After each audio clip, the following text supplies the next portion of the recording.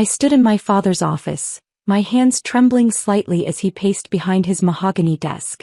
The family business logo, Wilson Manufacturing, cast a shadow on the wall behind him, a constant reminder of the legacy I was supposedly failing to uphold. "Look at these numbers, Sarah," he snapped, slapping down the quarterly report.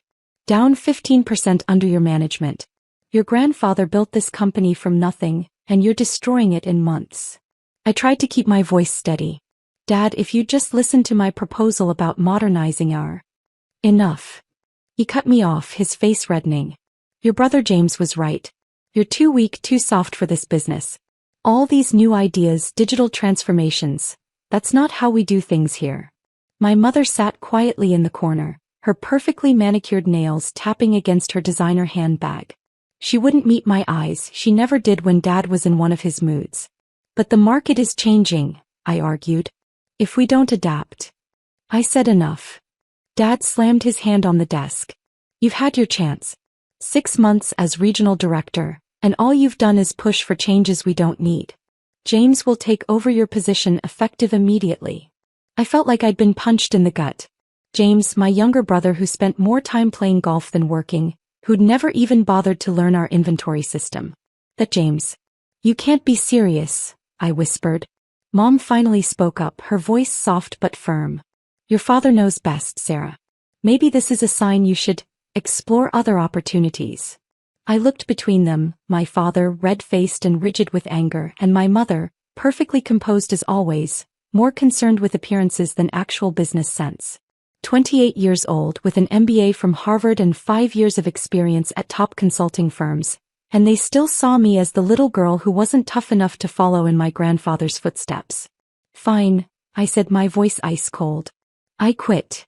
Dad scoffed. "You can't quit. You're fired." I took off my company ID and placed it carefully on his desk. "You'll regret this," I said quietly. "Are you threatening me?" Dad's voice rose dangerously. "No," I replied, gathering my dignity. "I'm making a promise." As I walked out of that office, I could hear my mother calling after me, "Sarah, don't be dramatic. Come back here." But I didn't look back. I had worked at Wilson Manufacturing since I was 16, starting in the warehouse, learning every aspect of the business. I knew our suppliers, our customers, our strengths, and most importantly, our weaknesses. I also knew something my father didn't. The company was in more trouble than just a 15% quarterly drop. In my office, I quickly downloaded key files onto my personal drive. Nothing confidential, just market research and customer feedback I'd gathered over the past 6 months. James might be taking my position, but my work was coming with me. As I packed my personal items into a box, my phone buzzed.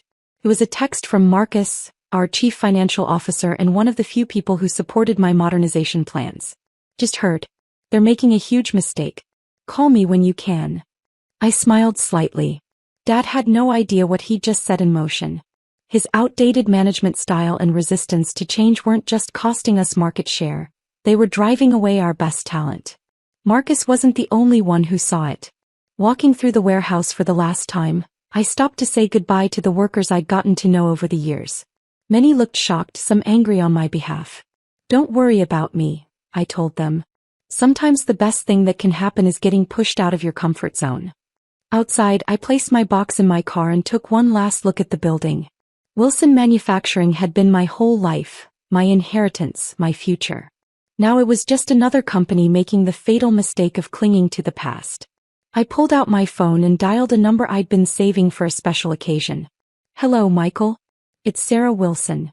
Remember that investment opportunity we discussed? I'm ready to talk details." The next 6 months would change everything. Dad thought he was protecting his precious company from my progressive ideas. Instead, he'd just given me the push I needed to become his worst nightmare. Not just a competitor, but a threat he never saw coming.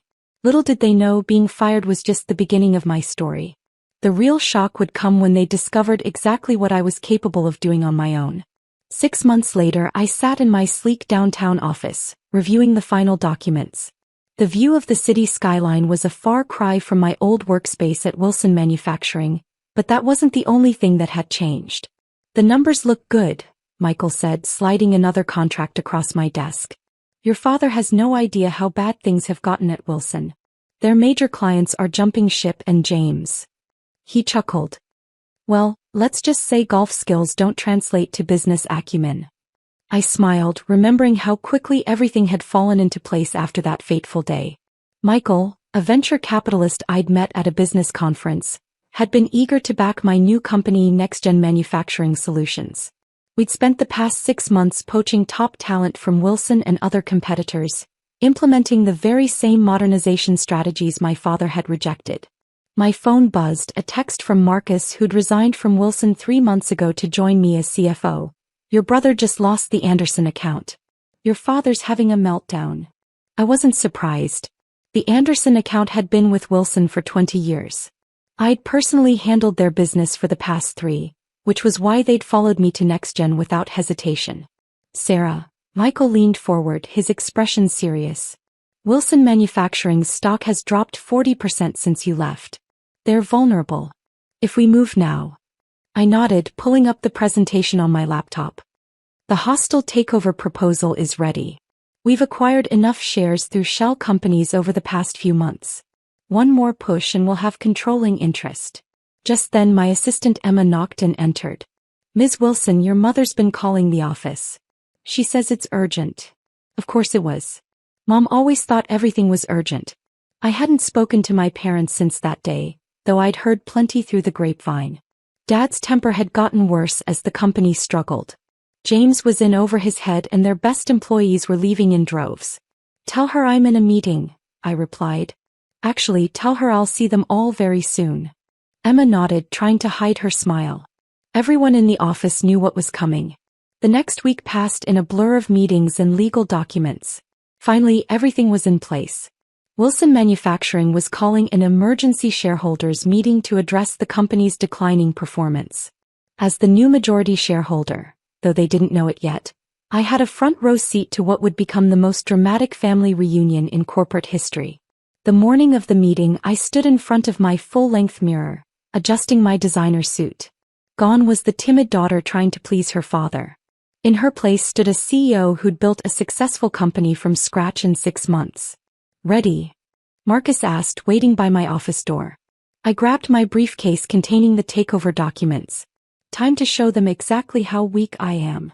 We arrived at Wilson Manufacturing early.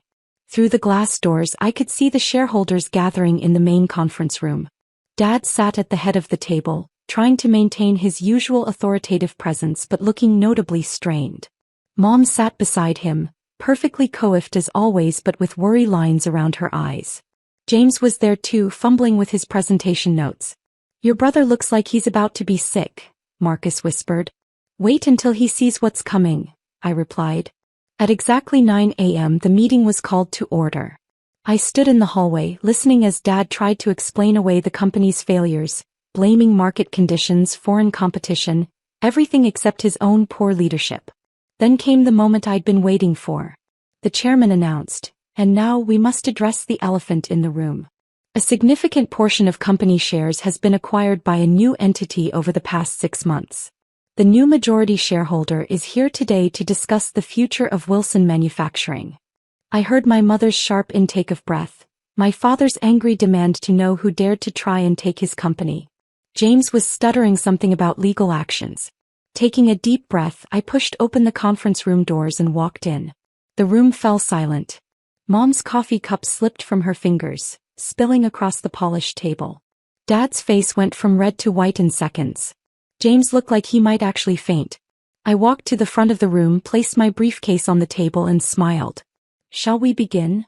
This is impossible, Dad sputtered, half rising from his chair. You can't. You don't have the resources to. Actually, I said, opening my briefcase and distributing documents to the board members. I do. Next-Gen Manufacturing Solutions, my company, now owns 51% of Wilson Manufacturing shares. And this, I held up another document, is our proposal for complete acquisition. Mom was dabbing at the spilled coffee with trembling hands, her perfect composure finally cracking. Sarah, darling, surely we can discuss this as a family. Family. I laughed, but there was no humor in it. We stopped being a family the day you sat silently while Dad threw me out of my own inheritance. When you chose James, who couldn't tell a balance sheet from a birthday card, to run this company instead of me. James stood up, his face red. Now wait just a minute. Quarterly profits down 60%. I cut him off, clicking through my presentation. 8 major clients lost. 32 key employees resigned. And, I paused for effect, 3 pending lawsuits from customers due to quality control issues. Did I miss anything, James? Or were you too busy working on your golf swing to notice the company was sinking? The board members were whispering among themselves, reviewing the documents I'd provided. I could see the realization dawning on their faces. Wilson Manufacturing was no longer the powerhouse it had been. This is outrageous. Dad slammed his fist on the table. I built this company. No, I interrupted, my voice sharp. Grandfather built this company. You inherited it just like you planned to hand it to James. The difference is I earned my place here. I clicked to the next slide, showing NextGen's impressive growth charts. While you were clinging to outdated methods, I built a modern, efficient company. We've doubled our market share in 6 months. Our digital infrastructure cuts costs by 40%. And those clients you lost. I smiled. They're all with us now. The board members were nodding. They could see the numbers didn't lie. You can't do this to your own father, Mom pleaded. Watch me, I replied. I'm offering a fair price for the remaining shares, well above market value. The alternative is watching Wilson Manufacturing become completely obsolete within a year. Dad slumped in his chair, suddenly looking old. Why? He asked quietly. Why not just build your own success? Why come back to destroy what I built? I walked over to him, placing my hands on the table and leaning forward. Because you needed to learn that being a woman doesn't make me weak. That your daughter could be just as capable, no more capable than your precious son. Consider this a very expensive business lesson. The vote was quick and decisive. The board approved the acquisition almost unanimously. As the meeting adjourned, I watched my father sign the final documents, his hand shaking slightly. The Wilson name stays, I told him as he stood to leave. But everything else changes. Starting tomorrow. He nodded stiffly, not meeting my eyes. Mom tried to hug me, but I stepped back. James had already slunk out of the room, probably heading straight to the golf course. Later that evening, I stood in what had been my father's office, my office now. The sun was setting over the city, casting long shadows across the floor.